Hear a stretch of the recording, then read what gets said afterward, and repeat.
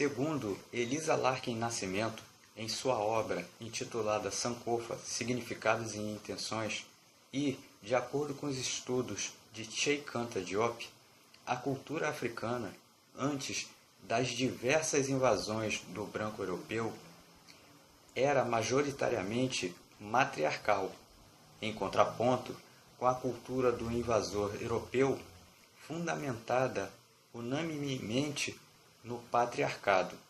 A respeito das formações dos povos do norte e das zonas intertropicais e regiões próximas, Kabengele Munanga, em sua obra Racismo, Origens, diz que fatores geográficos, em milhares de anos de evolução, foram determinantes para moldar as sociedades centradas na figura do homem ao norte, nas terras geladas, nômade, caçador e coletor, e nas terras mais quentes ao sul,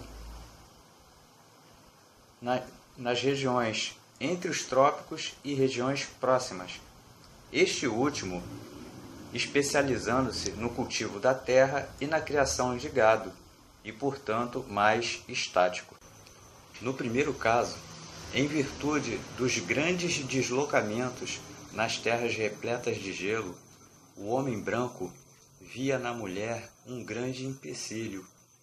Isto por causa dos períodos biológicos de regras da mulher, que interrompiam os deslocamentos, e por esse motivo este homem branco europeu passou a desprezar a mulher e considerá-la fraca e inferior, dando origem à formação de sociedades que supervalorizavam a figura masculina, patriarcais e machista, o que não ocorreu nas terras quentes do sul.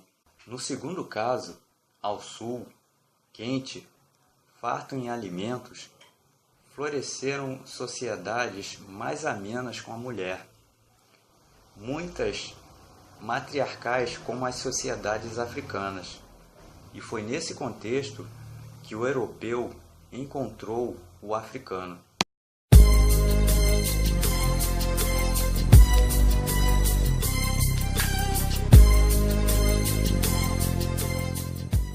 Nesse vídeo, nós vamos verificar o que é sociedade patriarcal e sociedade matriarcal.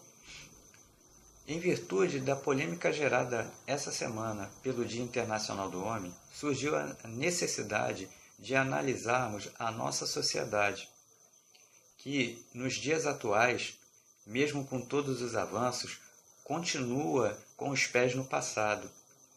Isso porque, desde a colônia para cá, a nossa sociedade está centrada na figura do homem e, portanto, é uma sociedade patriarcal. Então, cabe aqui definir: sociedade matriarcal é aquela que valoriza a figura feminina, enquanto que a sociedade patriarcal é aquela que supervaloriza a figura do homem.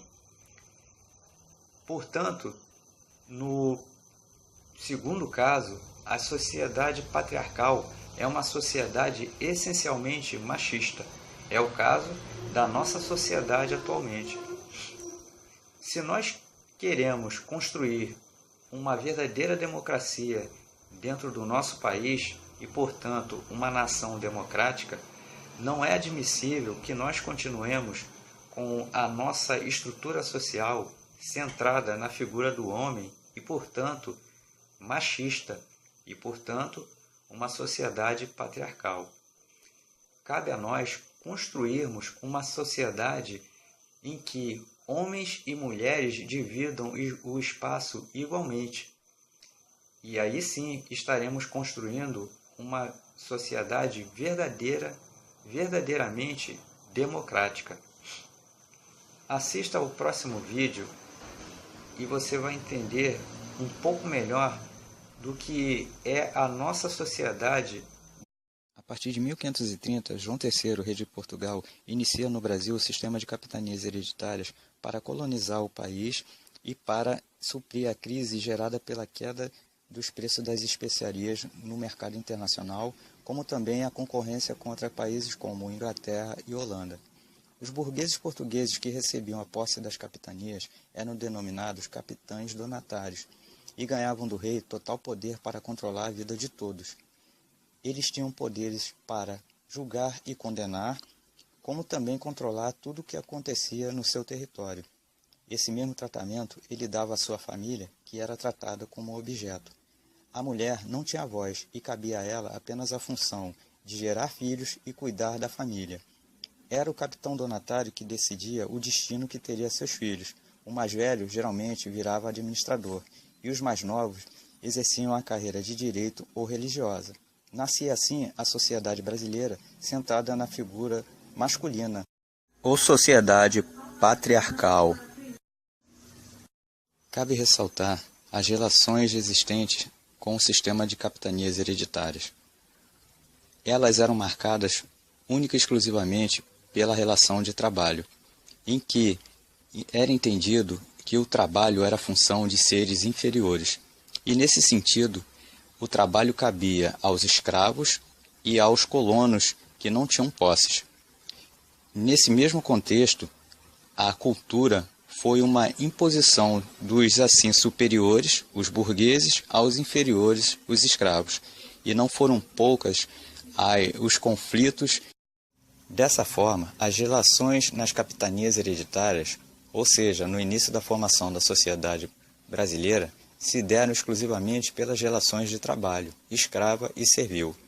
Em relação ao africano, para transformá-lo exclusivamente numa mercadoria e numa máquina de trabalhar, foi arrancada dele a sua humanidade, suprimindo a sua cultura original africana e impondo pela força a cultura europeia. Isto gerou um conflito entre o africano escravo e o português, o seu senhor, e em retaliação, os escravos africanos passaram a praticar a autodestruição através do aborto e do suicídio, e também destruindo as lavouras dos seus senhores. Foi assim que foi imposto ao negro africano a cultura patriarcal europeia, em detrimento da cultura matrilinear africana. Segundo Elisa Larkin Nascimento, na sua obra Sankofa, e de acordo com estudos de Cheikh Anta Diop, as sociedades africanas são majoritariamente matrilineares, ou seja, centradas na figura feminina. E foi nesse contexto cultural e social que o europeu branco encontrou o africano antes de trazê-lo para o Brasil. Os escravos africanos fizeram de tudo para manter viva a sua cultura. No entanto, dada a repressão portuguesa e a imposição da cultura europeia, alguns aspectos da cultura original africana ficaram no seio da nossa sociedade. Desta forma, sobraram apenas os aspectos folclóricos. E, a partir daí, nós temos o samba, o candomblé e a macumba como aspectos representantes da cultura original.